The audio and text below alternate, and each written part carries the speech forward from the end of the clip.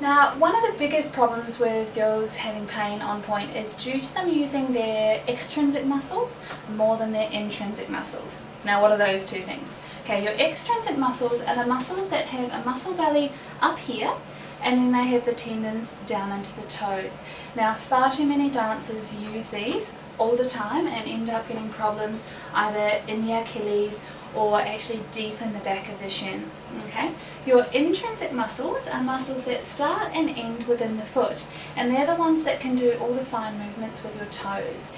You actually have pretty much the same muscles and bones in your feet as you do in your hands, which is quite amazing when you think of all the movements we can do with your hands. You can actually move each of the toes individually. But what we're going to work on today is on how to point your toes correctly so that you don't get blisters in your point shoes from curling them under, and to start getting some awareness of using these little intrinsic muscles in your feet. So Hannah's going to flex her feet. First we want to point the feet just to a demi-point position, so point forward. Now you want to make sure the feet aren't fishing out too much here. That's great, you can see she's able to hold her toes back beautifully. Then point the toes long.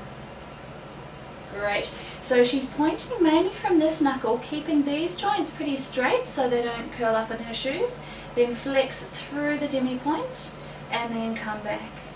So just do that a few times. Make sure you keep your back nice and upright while you're doing this. She's got a gorgeous arch through here.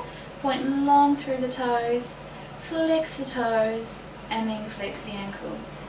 Good. Twice more. Point, and then point. Excellent.